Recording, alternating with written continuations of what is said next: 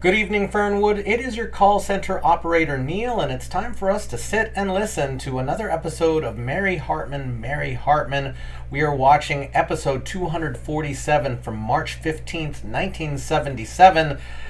We have some stuff to talk about from yesterday. Because the auto plant was rocked by an explosion, which was Tex's bomb that went into the solvent baths. When Tom heard the news, he ran straight into Section K, which is where Mary was, and it looks like things are a wreck there. Tex admitted to Vern that it was his bomb that blew things up, and the two of them get the idea of pointing the finger at the nearest black man they can find. Over at the apartment, Kathy gets a call from a person she thinks might know where her baby is, but it turns out to be someone threateningly discouraging any investigation into secret societies, since Howie is tracking down the GGG. When Howie gets home, Kathy tells him about the threat, and he takes it as a sign that he is on the right path. But Kathy is afraid and wants some comfort. This stirs up some bad feelings, and a little spat happens between the two, and Kathy picks up the vibe that Howie has never slept with anyone. Then Howie gets the news of the explosion at the factory and heads off. Back at the break room, Tom desperately enters, having failed to find Mary, George, or anyone else, and Vernon enjoys a sandwich. Over at the Capri Lounge, Tex orders a flaming lava drink, which he brings over to Lila. Lila proposes a toast to the late police chief and comes up with the idea that she can blackmail the mayor into giving Tex that position. Lila drags Tex off to dance, and then Martha comes to clean the table, finds the diary, and then pockets it since she's now a kleptomaniac. As Tex and Lila dance away, the news comes over the radio of the explosion at the factory, and Martha rushes out. And then we are back in Section K, where we feared some of the people we knew were dead. Mary is able to pull some rubble off of her and calls out to her father. She calls out, "Daddy, Daddy, I want my daddy." At first, she only finds Tiny, who is pinned under a girder. And then George uncovers himself, and Mary and her father are reunited. The two of them try to pull the girder off of Tiny to no avail, and then Mary tells Tiny not to panic, and then proceeds to panic herself. And we end the episode with Mary more distraught than we have ever seen her before. And everyone, some big things happened yesterday. It looks like everyone is converging on the factory. So why don't we get started on today's Tuesday episode of Mary Hartman, Mary Hartman.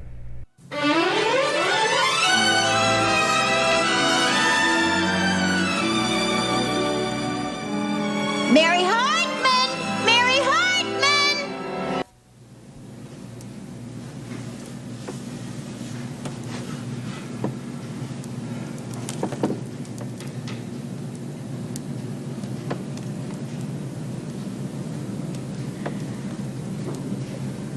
I love Tom so much.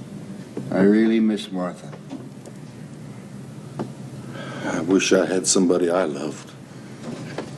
You can have Martha. Oh, that's so sweet of you, Pa. Oh, God. I love tragedy so much. It just brings out the best in people. Don't you think? It's like I can't stop thinking about Tom and Heather. Are they all right?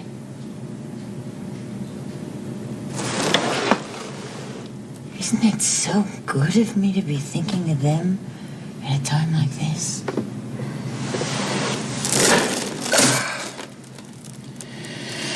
You're a good girl, Mary. You're a good girl.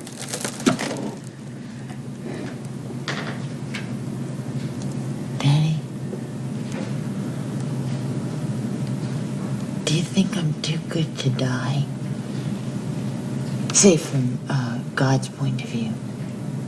Yeah, Charlie. I think everything's under control over here. Heather's on off to school, and I'm cleaning house for Mary now. Oh, I love you too, baby boy. All right, darling. Okay, bye. Oh, poor Mary into a blast, yeah, yeah. 'Cause the factory exploded and held her there fast. Well, let's hope and pray that this day Jesus Rescue Team will show her the way. Oh, don't you stay stuck in no factory, Mary. Don't stay with no toxic fumes, hun. Well, keep your heart set right on Jesus and run, sweet Mary, better run. Oh, yeah, well, let Jesus show you where to run. Well, don't you stay in the finding slum.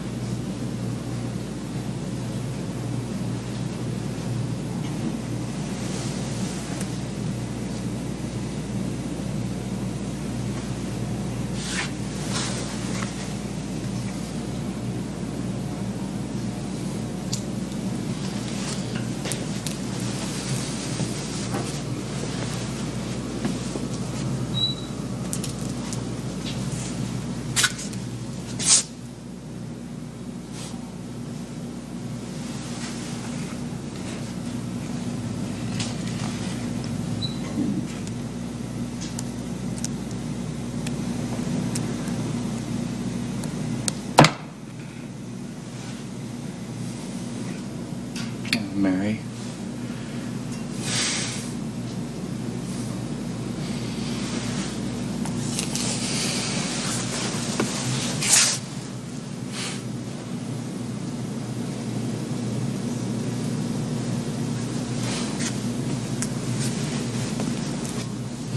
Mary.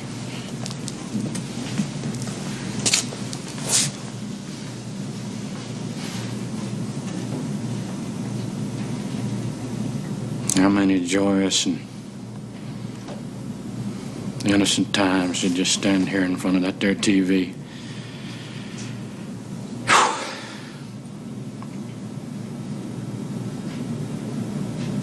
Lord,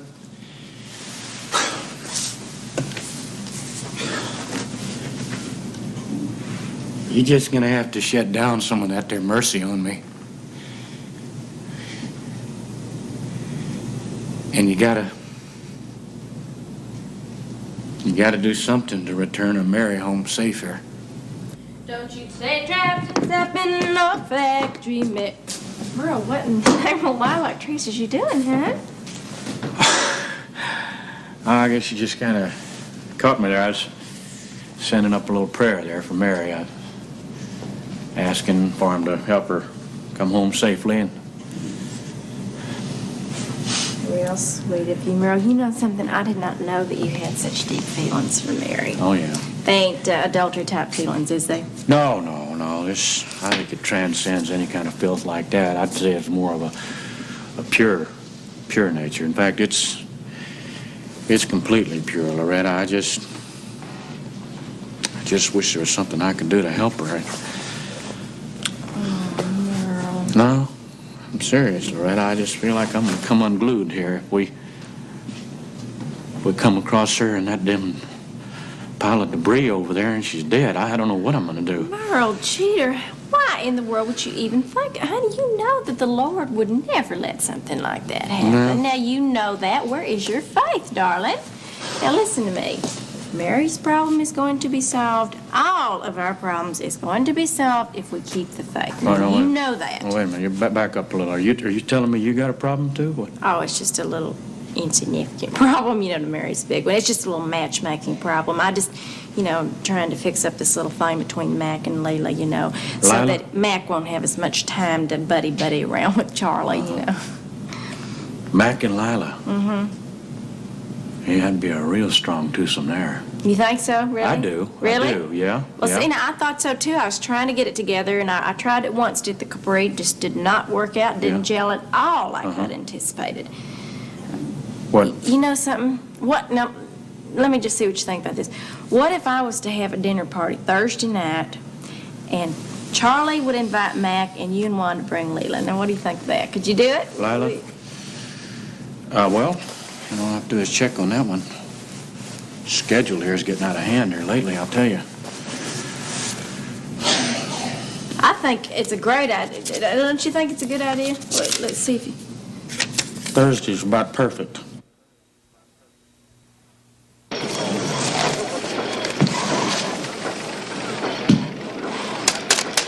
All right. Let's say we found it near the explosion. The first chance we get, leak it to the press. Right.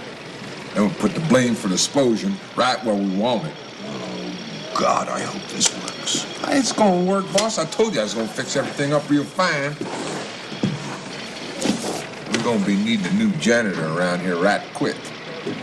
Hey, listen, you guys, any news at all? No news is good news. Section K is still blocked up tighter than a $2 shoe. Wait, what about Mary and George and Tiny? They're alive, I think, huh? Can't never tell. What do you mean you can't never tell? What do you mean you can't never tell? Tom, you gotta relax. Relax. Soon golly.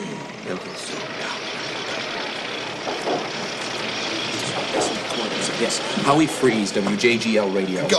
Vernon Bales, plant management. Remember we met Yes, before? absolutely. Oh, I can't just sit a second. Oh, hon, now listen, everything is going to be just fine. I want you to take it easy. The others will be here just as soon as they can, you know, because Martha Slosh and Blizzard, the Capri and Kathy, gosh, just nowhere. But look, so what I got for you now, I made some freshly baked dinner-style desserts here. Just take one.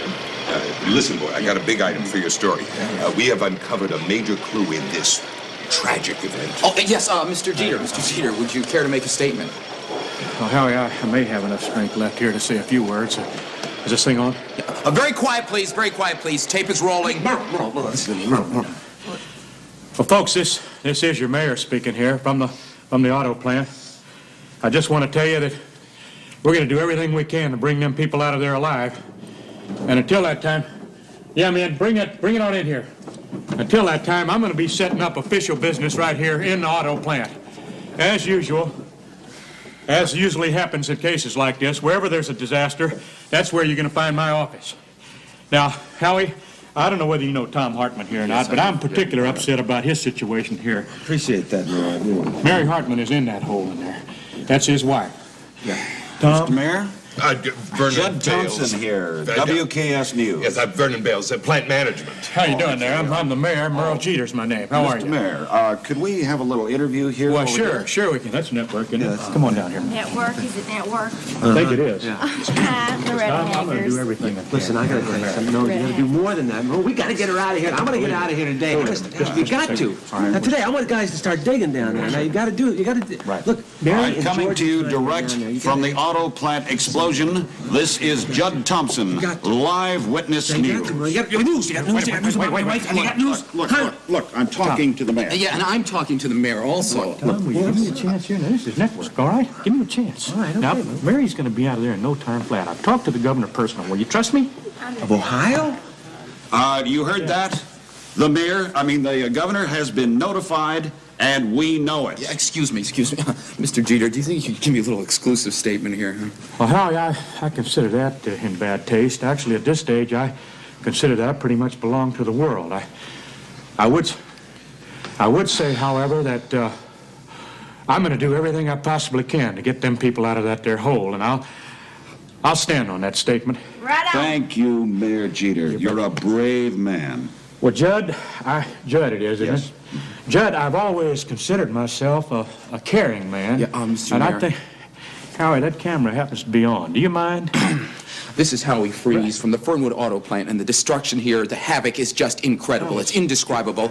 The explosions continue. And I feel the walls shake. The walls are shaking. You are now hearing the sounds of a factory in ruins right above my head, right above my head. I think there is a beam splintering. Yes, it's splintering. I think it. Oh my God, I think it's gonna fall. The beam is gonna fall. It's falling. Oh, the beam just fell and just narrowly missed this reporter by 6 inches.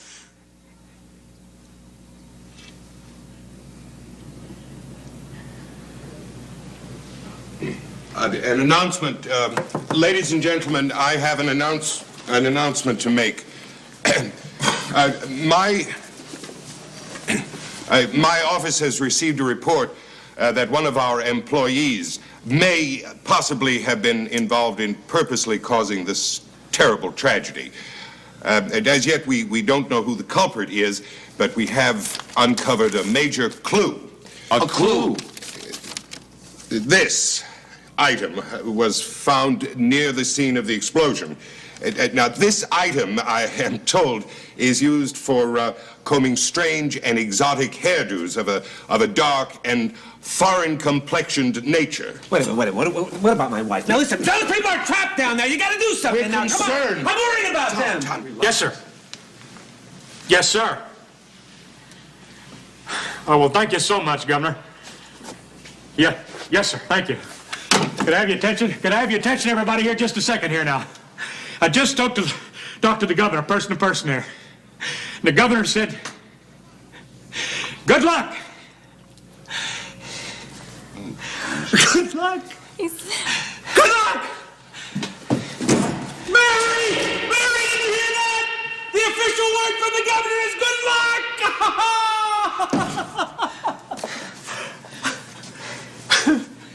Who says that big government doesn't care, huh?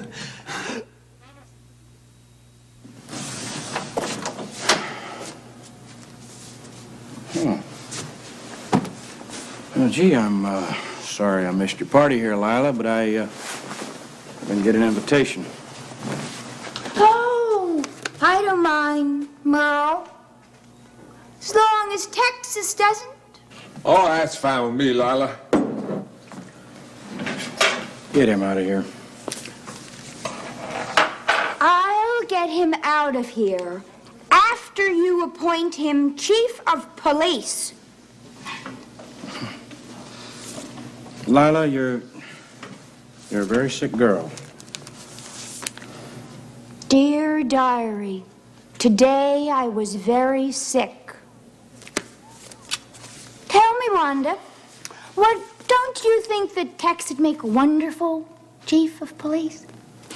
Yeah, I think Texas would be a fine chief of police. I told you! Oh, you did it, darling. Oh. Texas? Come here a minute, son. Let me talk to you. You know that thing scares the dickens out of me every time. I can't seem to get used to it. Come here a minute, though. I want to talk to you. You know, it's kind of a strange thing, if you will, that's happening here. But something's come over to me to the point that I believe that you just might make the best police chief this town has ever had. Huh? And I'll tell you something else, big cowboy. Come here. And I would like to talk to you now, as not as your mayor so much, but as a friend, almost as an uncle. And Tex, your Uncle Merle is telling you here that you really don't have any idea about the dangers involved with being police chief of Fernwood. That's all right, Merle. Texas loves danger. Uncle Merle, I eat danger for breakfast. For breakfast, you say? Well, isn't that a wonderful attitude? I mean, to me, see, that's a wonderful attitude to have. But I tell you, we can't forget about the experience factor here, son. Hey, I know all about law and order. Hell, I spent half my life behind bars. Oh, well, see, I didn't even know that. See, that could be real significant there. Well, shoot, Wanda, you haven't said anything here for a while. What do you think about this? I mean, you haven't talked at all, except diary-wise. Well, I think Texas would look fine in blue. Uh-huh. Uh-huh. Yeah. Police blue, huh? Yeah. policeman's blue with a badge. Right. Huh? A gun. Loaded with real bullets. Your own gun, huh? I like it. Actually, Uncle Merle, I am a whole lot better with a knife. You know that doesn't surprise me at all. Want to get the Canadian Club back there, will you, darling? Right. I'll tell you what we have here, folks. What we have is a brand new police chief of Fernwood. That's what we have. Everybody understand what I'm talking about here? All right. Oh, thank you. And Wanda? Yeah, go ahead. Listen, are you going to swear me in now? My goodness, you know that I swear I think I misplaced my Bible. Oh. You just wait a minute now. Wait. Here we go. We can use this. That's the phone book there. Well, you got churches in there, ain't you?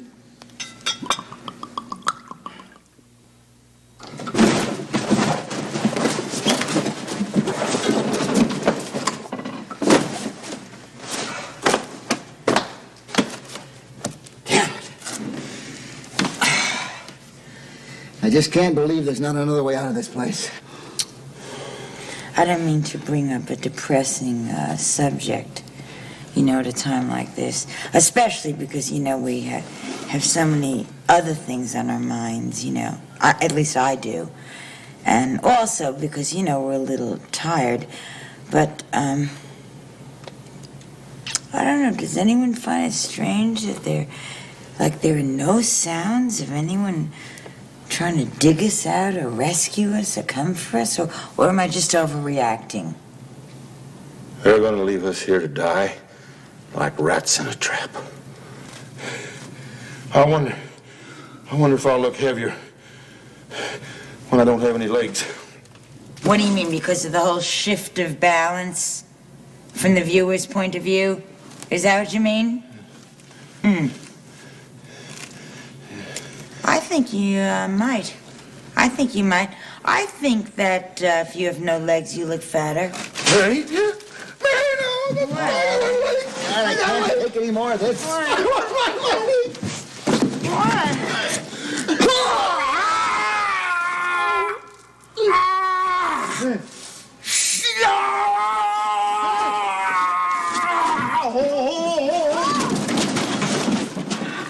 Daddy! I couldn't take any more of his whining.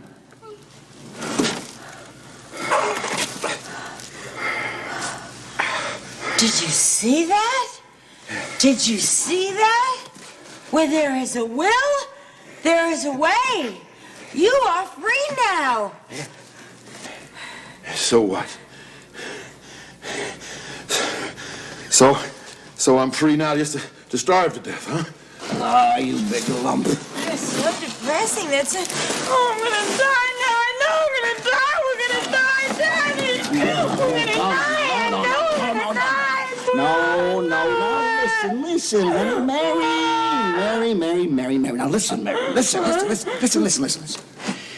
Now, have you ever gone into any of those disaster films? Yeah. Huh? Now, don't you know that they always come out alive? Huh? Like the people in the plane crash in that movie in the Andes Mountains, huh? Oh, well, sure, they survived. So what'd they do? Well, they ate each other. Well, we wouldn't do anything like that, I mean, after all, we're civilized people, and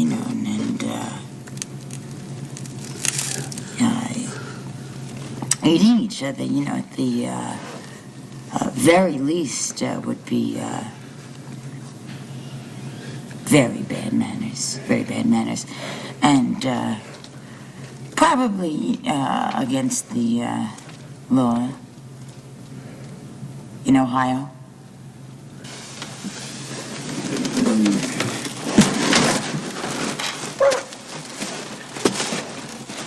So it looks like it's time to strap in because we are gonna be in the factory.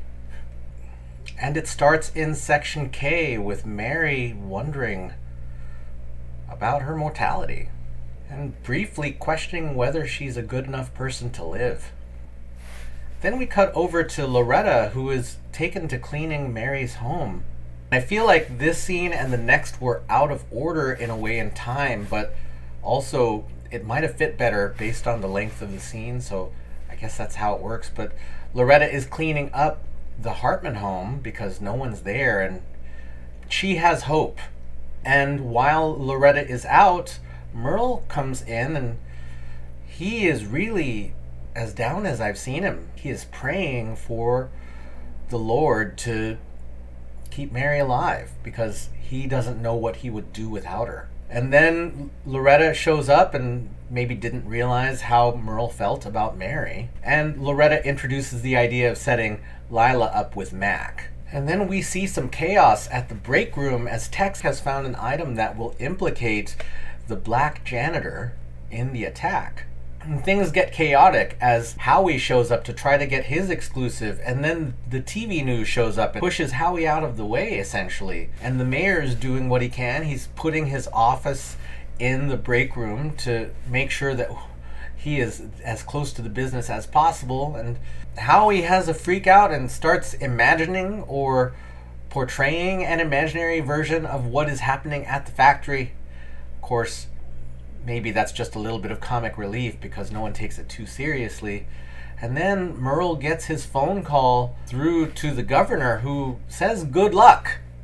And that seems like a good sign to Tom, but it isn't active help. No one, as far as we know, has actually started digging. And then Merle and Wanda get home, and Lila is there and presents the notion of giving Tex the police chief position. Lila doesn't appear to know that she doesn't actually have the diary anymore. But then, of course, neither do Merle and Wanda. So it pushes forward, and I know that Merle hates Tex. And the only thing that has stopped Merle from swearing Tex in is that he didn't have a Bible handy, which seems a bit odd for a former preacher. But also that might be Merle's way of buying some time. And also we could probably use some time. There's a few plot threads out there that our characters here are not aware of. And then we go back to Section K, where things are bleak.